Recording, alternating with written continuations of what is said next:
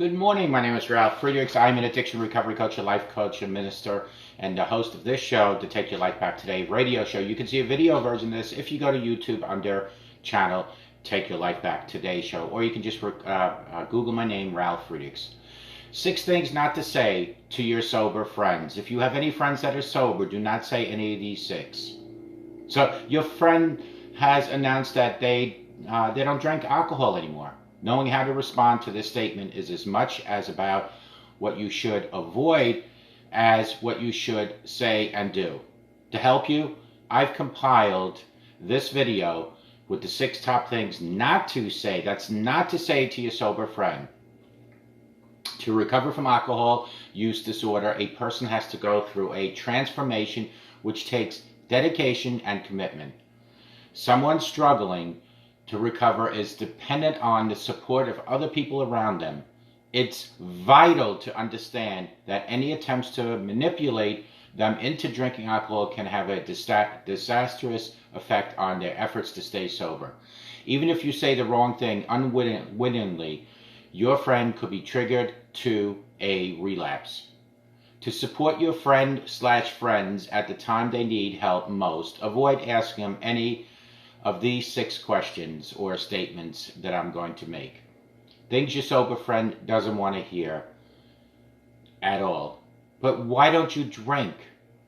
How long have you been sober? I didn't think you had a problem.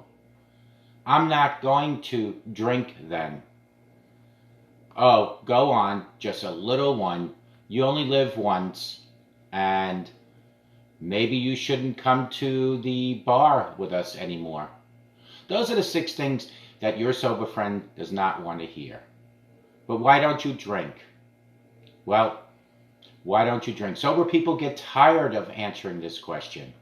In fact, sober people are pretty content with not drinking, but they do get bored with this line of question. Why don't you drink anymore?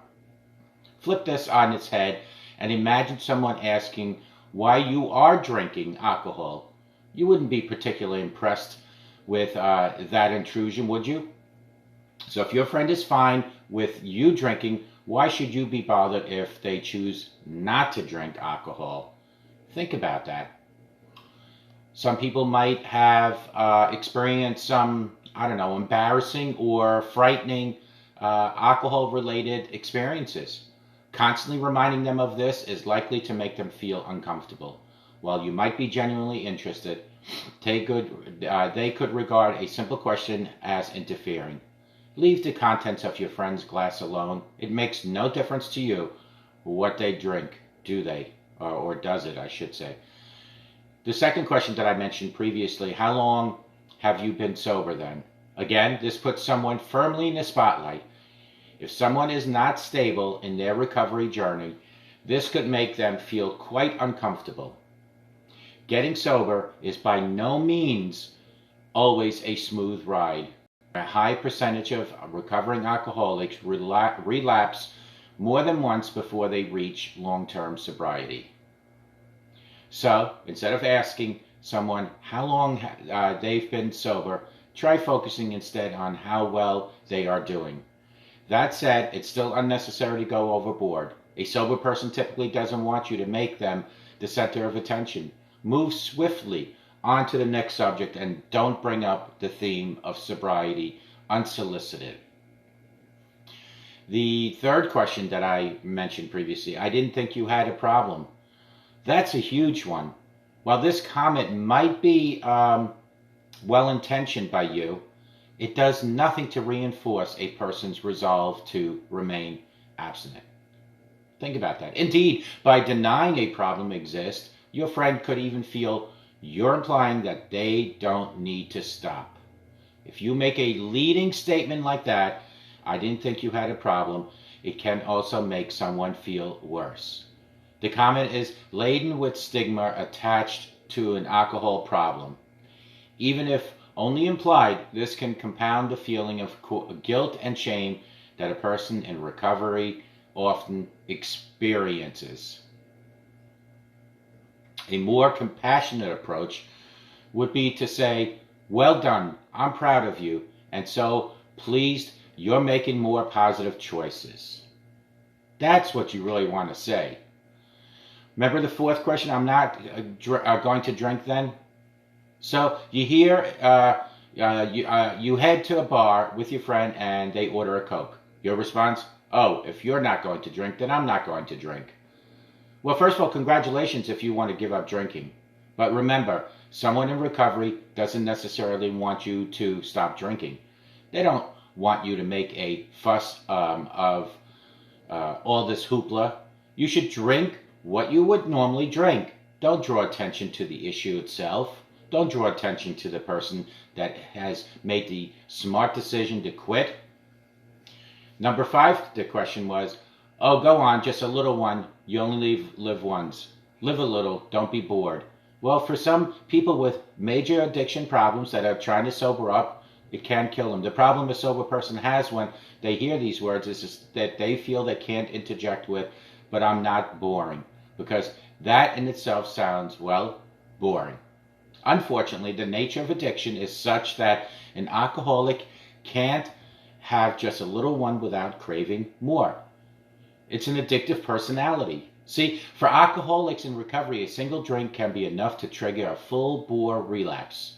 To support someone in recovery from alcohol abuse disorder, don't encourage them. Instead, support them. Chances are, if you find yourself encouraging someone else to drink, you could have a drinking problem yourself. Look in that mirror. Beyond this, to object to someone's intent to changing their lifestyle is simply a selfish attempt. Ask yourself some searching questions instead. And maybe questions that you might need to address yourself. But why, would you ask? Because if you're pointing the finger, maybe you're hiding something yourself. And remember the last question, maybe you shouldn't come to the bar with us? That is just plain mean. Because someone doesn't drink, they can't go to the bar with you. What if they are happy just to socialize with no alcohol involved? The best advice here is simple. Continue as normal with social arrangements and don't exclude friends in recovery from an invitation to the bar. The choice is theirs. Make it a wise choice. What to do next, you might be asking. Well, now you know what not to say to your sober friends. You should be much better equipped to deal with the situation if it crops up in the future.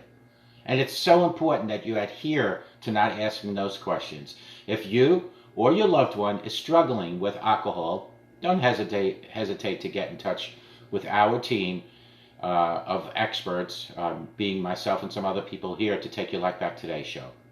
You can call me or us right now at 844-405-HELP, and we'll help you today to get your life back for a better tomorrow. Call me at 844-405-HELP. Together, you and I, we can help each other take our lives back. Be good to yourselves. Be good to each other. Remember, a simple smile to anyone can change that person's day and their life. An update, I had the Johnson & Johnson vaccine yesterday. No side effects yesterday afternoon, but this morning woke up, had a bad night sleeping. My arm hurts. I feel nauseous, and I'm running a slight fever, I think. I'll update you more tomorrow. Take good care, and may God bless each and every one of you. Have a great day, and God